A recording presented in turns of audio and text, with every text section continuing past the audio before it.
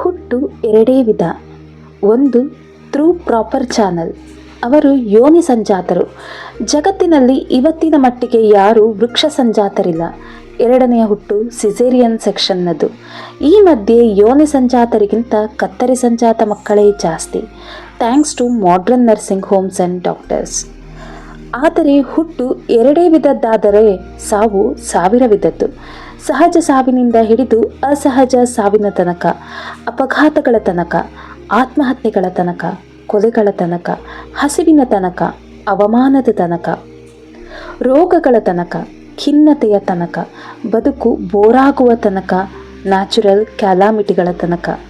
ಹೀಗೆ ಸಾವಿರ ವಿಧದಲ್ಲಿ ಬರುತ್ತದೆ ಸಾವೆಂಬ ಮಾಯಾವಿ.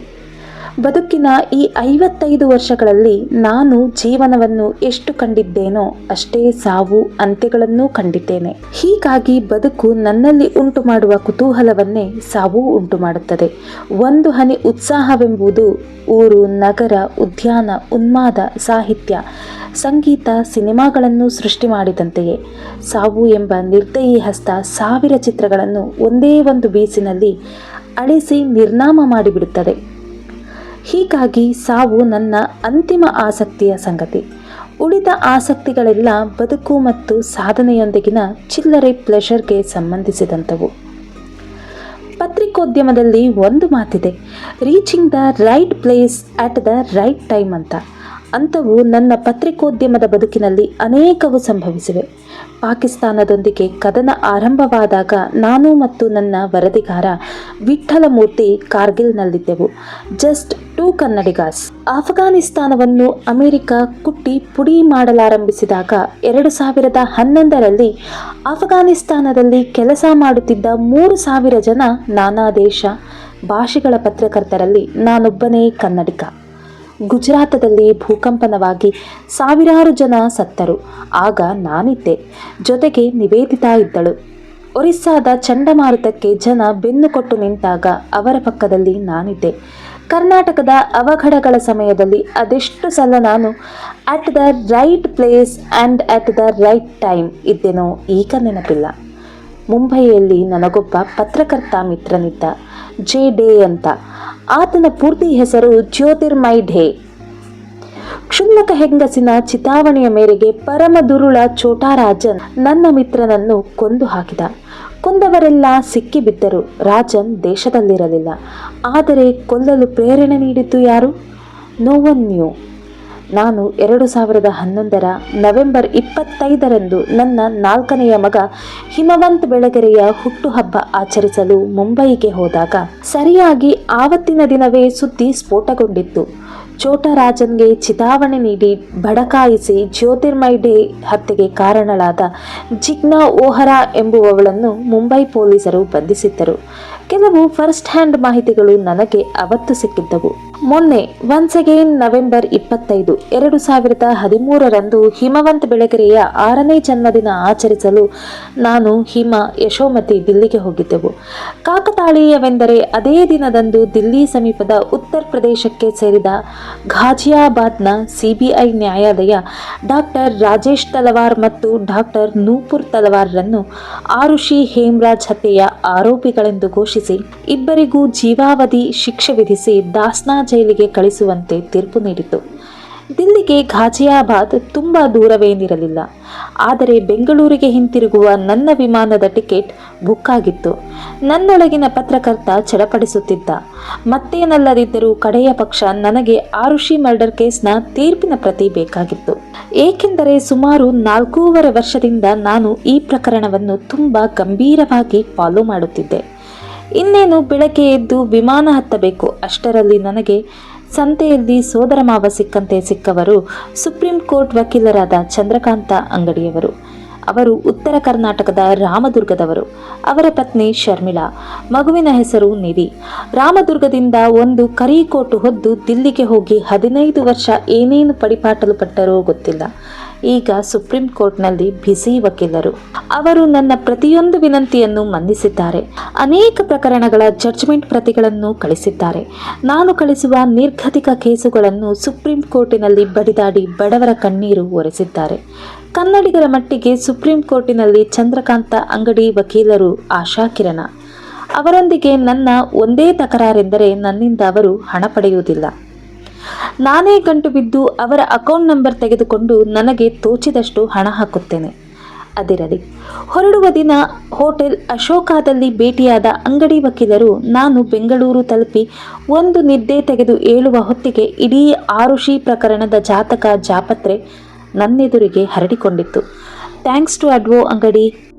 ಸಾಮಾನ್ಯವಾಗಿ ನ್ಯಾಯಾಲಯದ ತೀರ್ಪಿನ ಡಾಕ್ಯುಮೆಂಟ್ಗಳು ಒಂದು ಓದಿಗೆ ಸುಲಭ ಪಟ್ಟಿಗೆ ಅರ್ಥವಾಗುವುದಿಲ್ಲ. ಸುದೀರ್ಘ ಕಾಯಿಲೆಯಿಂದ ಚೇತರಿಸಿಕೊಂಡು ಎದ್ದು ಕುಳಿತಿರುವ ನನಗೆ ಗಂಟೆಗಟ್ಟಲೆ ಓದುವ ಸಹನೆ ಶಕ್ತಿ ಇನ್ನೂ ಮೈಗೂಡಿಲ್ಲ. ಪುಸ್ತಕ ಬರೆದು ಯಾವುದೋ ಕಾಲವಾಗಿದೆ. ಆದರೆ ಗಾಲಿಬ್ ಹೇಳುವಂತೆ ಹಾತ್ ಮೇ ಜುಂಬಿಶ್ ನಹಿ, ಆಂಖೋ ಮೇ ತೋ ದಮ್ ಹೇ, ರೆಹನೆ ದೋ ಸಾಗರೋ ಮೀನಾ ಮೇರೇ ಆಘೆ. ಕೈಯಲ್ಲಿ ತ್ರಾಣವಿಲ್ಲ, ಆದರೆ ಕಂಗಳಲ್ಲಿ ತಾಕತ್ತಿದೆ. ಇರಲಿ, ಕಣ್ಣೆದುರಿಗೆ ಒಂದು ಪೆಗ್ಗು ಮತ್ತು ಅವಳ ಸಿಗ್ಗು ಎಂಬ ಪರಿಸ್ಥಿತಿ ನನ್ನದು. ಎದುರಿಗೆ ಸುಮಾರು 300 ಪುಟಗಳ ಜಡ್ಜ್ಮೆಂಟ್, ಸಿಬಿಐ ಸಲ್ಲಿಸಿದ ಕ್ಲೋಷರ್ ರಿಪೋರ್ಟ್ ಹಾಗೂ ಮರಣೋತ್ತರ ಪರೀಕ್ಷೆಯ ದಾಖಲೆಗಳನ್ನಿಟ್ಟುಕೊಂಡು ಭಗವಂತ ಇವುಗಳನ್ನು ಹೇಗೆ ಓದಿ ಮುಗಿಸಲಿ ಎಂದು ಯೋಚಿಸುತ್ತಿರುವಾಗ ಹೊಳೆದ ಹೆಸರುಗಳೇ ಹರ್ಷಿತಾ ಮತ್ತು ನರಸಿಂಹ ಆಚಾರ್ಯರವು. ಹರ್ಷಿತಾ ನನ್ನ 2ನೇ ಮಗಳು ಭಾವನಾ ಬೆಳಗೆರೆಯ ಸಹಪಾಠಿ ಗೆಳತಿ. ನರಸಿಂಹ ಆಚಾರ್ಯರು ನನ್ನ ಫೇಸ್ಬುಕ್ ಗೆಳೆಯರು. ಹಗಲು ರಾತ್ರಿ ಎನ್ನದೆ ಇಬ್ಬರೂ ಕುಳಿತು ಎಲ್ಲವನ್ನೂ ಓದಿ ಹೇಳಿದರು. ಮಟ್ಟಸವಾಗಿ ನೋಟ್ಸ್ ಮಾಡಿಕೊಂಡೆ. ಬರೆಯಲು ಕೂಡೋಣವೆಂದರೆ ಅಡ್ಡ ಬಂದದ್ದು ಮರಣೋತ್ತರ ಪರೀಕ್ಷೆ ಮತ್ತು ಕಾನೂನಿನ ಕೆಲವು ಪ್ರಶ್ನೆಗಳು. ಮರಣೋತ್ತರ ಪರೀಕ್ಷೆ ವಿಷಯಕ್ಕೆ ಬಂದರೆ ಇವತ್ತು ಕರ್ನಾಟಕ ಒಂದೇ ಏಕೆ, ಇಡೀ ದೇಶದಲ್ಲೇ ಎಕ್ಸಲೆಂಟ್ ಫೋರೆನ್ಸಿಕ್ ಎಕ್ಸ್ಪರ್ಟ್ ಅನ್ನಿಸಿಕೊಂಡವರು ವಿಕ್ಟೋರಿಯಾ ಆಸ್ಪತ್ರೆಯ ಫೋರೆನ್ಸಿಕ್ ವಿಭಾಗದ ಮುಖ್ಯಸ್ಥರಾದ ಡಾಕ್ಟರ್ PK ದೇವದಾಸ್. ಅವರ ನನ್ನ ಸ್ನೇಹ ಸುಮಾರು 30 ವರ್ಷಗಳಷ್ಟು ಹಳೆಯದು. ಎಲ್ಲ ಕೆಲಸ ಬಿಟ್ಟು ನನ್ನೊಂದಿಗೆ ಗಂಟೆಗಟ್ಟಲೆ ಕುಳಿತು ಪೈಸೆಗೆ ಪೈಸೆ ಎಂಬಂತೆ ಆರುಷಿ ಹಾಗೂ ಹೇಮರಾಜ್ರ ಮೃತದೇಹಗಳ ಪರೀಕ್ಷೆಯ ವಿವರಗಳನ್ನು ನೀಡಿ ಕೊಲೆಗಳು ಹೇಗಾಗಿರಬಹುದು ಎಂಬುದರ ವಿವರಣೆ ಕಣ್ಣಿಗೆ ಕಟ್ಟುವಂತೆ ಹೇಳಿದರು. ಅವರಿಗೆ ಥ್ಯಾಂಕ್ಸ್ ಹೇಳಿದರೆ ಸಾಲದಾದಿತ್ತು. ಅಂತೆಯೇ ಆರುಷಿ ಹೇಮರಾಜ್ ಕೊಲೆಗಳಿಗೆ ಬಳಕೆಯಾದ ಸ್ಕಾಲ್ಪೆಲ್ ಹೇಗಿರುತ್ತದೆ ಎಂಬ ಕಲ್ಪನೆ ಕೂಡ ನನಗೆ ಗೊತ್ತಿರಲಿಲ್ಲ. ಅದಕ್ಕೆ ವಿವರಣೆ ನೀಡಿ ಸ್ಕಾಲ್ಪೆಲ್ ತೋರಿಸಿ ಅದರ 3 ಸೈಜಿನ ಬ್ಲೇಡ್ಗಳನ್ನು ಕೊಡಿಸಿದ್ದು the beautiful smiley dentist doctor Asha. ಇನ್ನು ಕಾನೂನಿನ ವಿವರ. ಇತ್ತೀಚೆಗೆ ಕರ್ನಾಟಕದ ಉಚ್ಚ ನ್ಯಾಯಾಲಯಕ್ಕೆ ವಿಶೇಷ ಪಬ್ಲಿಕ್ ಪ್ರಾಸಿಕ್ಯೂಟರ್ ಆಗಿ ನೇಮಕಗೊಂಡಿರುವ ವಕೀಲ ಮಿತ್ರ BT ವೆಂಕಟೇಶ್ ಅವರು ಕಾನೂನಿನ ವಿಷಯದಲ್ಲಿ ಪ್ರಕಾಂಡ ಪಂಡಿತ, ನೇರವಂತ ವಕೀಲರು. ಕಡಿಮೆ ದುಡ್ಡಿನ ಆಸೆ ಮತ್ತು ಜ್ಞಾನದೆಡೆಗೆ ಅಪಾರ ಹಸಿವು ಇರುವ ಅವರು ಎಂಥ ಕಾನೂನಿನ ಕಗ್ಗಂಟನ್ನಾದರೂ ಅರೆದು ಕುಡಿಯಬಲ್ಲ ನಿಪುಣ. ಅವರೊಂದಿಗೆ 2 ತಾಸು ಮಾತನಾಡಿದರೆ ಒಂದು ಪುಸ್ತಕ ಓದಿದ ಅನುಭವವಾಗುತ್ತದೆ. ನನ್ನ ಅವರ ನಂಟು ಸುಮಾರು 40 ವರ್ಷದ್ದು.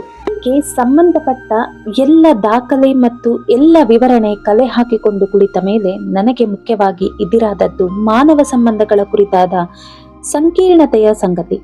ಅಪ್ಪ ಮಗ, ಅಪ್ಪ ಮಗಳು, ಗಂಡ ಹೆಂಡತಿ, ಒಡೆಯ ಆಳು, ಸೋ ಕಾಲ್ಡ್ ಸುಸಂಸ್ಕೃತ ಸಮಾಜ ಮತ್ತು ಸೆಕ್ಸ್, ಪತ್ನಿಯರ ಅದಲು ಬದಲು ದೇಹ ಬಳಕೆ, ಮನುಷ್ಯನಿಗೆ ಕುಡಿದಾಗ ಬರುವ ಸಿಟ್ಟು, ಸಿಟ್ಟಿನ ಪರಿಣಾಮವಾಗಿ ಆಗುವ ಹತ್ಯೆಯನ್ನು ಮುಚ್ಚಿಡುವ ಪರಿ, ತಪ್ಪಿಸಿಕೊಳ್ಳುವ ಹವಣಿಕೆ, ಒಂದು ತಪ್ಪು ಮುಚ್ಚಿಕೊಳ್ಳುವ ಬರದಲ್ಲಿ 100 ತಪ್ಪು ಮಾಡಿಬಿಡುವ ಅಯೋಮಯ, ಕೊಲೆಯ ನಂತರ ಮನುಷ್ಯ ಅನುಭವಿಸುವ ತಳಮಳ, ಗಂಡನ ತಪ್ಪಿಗೆ ತಲೆ ಕೊಡಲು ಮುಂದಾಗುವ ಹೆಂಡತಿಯ ಮನಸ್ಸು, ಒಂದು ತುಂಡರಿಸಲಾಗದ ಮಮಕಾರ, ಸತ್ತ ನಂತರವೂ ಕಾಡುವ ಅಪ್ಪುಗೆ, ತೀರಾ ವ್ಯಕ್ತಿಗತ ಸಂಗತಿಗಳಿಗೆ ಕೈ ಹಾಕಿ ರಾಡಿ ಎಬ್ಬಿಸಿ ಬಿಡುವ ಮೀಡಿಯಾ, ಬೇಕಾಬಿಟ್ಟಿ ಬರೆಯುವ ಪತ್ರಿಕೆಗಳು, ಬ್ಲಾಗ್ಗಳು, ಪೆದ್ದ ಪೊಲೀಸರು, ದಡ್ಡ ಡಾಕ್ಟರುಗಳು, ಸಿಬಿಐನಂತ ಸೋ ಕಾಲ್ಡ್ ಗಟ್ಟಿ ಸಂಸ್ಥೆಯನ್ನು ಖರೀದಿಸಿ ಬಿಡುವ ಅಪರಾಧಿಗಳು, ಅವರ ಬೆನ್ನ ಹಿಂದಿನ ರಾಜಕಾರಣಿಗಳು, ಹೀಗೆ ಎಲ್ಲವುಗಳನ್ನು ಮನನ ಮಾಡಿಕೊಂಡು ಬರೆಯದಿದ್ದರೆ ಈ ಪುಸ್ತಕ ಒಂದು ಕ್ರೈಮ್ ರಿಪೋರ್ಟ್ ಆಗಿ ಬಿಡುವ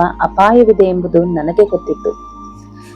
ನಾವೇ ಹೆತ್ತ ಹೆಣ್ಣು ಮಗು ಯಾರನ್ನೋ ಪ್ರೀತಿಸಿದರೆ ಸಹಜವಾಗಿಯೇ ಧಾವಂತಗೊಳ್ಳುತ್ತೇವೆ, ಸಿಟ್ಟು ಮಾಡಿಕೊಳ್ಳುತ್ತೇವೆ, ಜೀವನ ಪರ್ಯಂತ ಮಾತು ಬಿಡುತ್ತೇವೆ.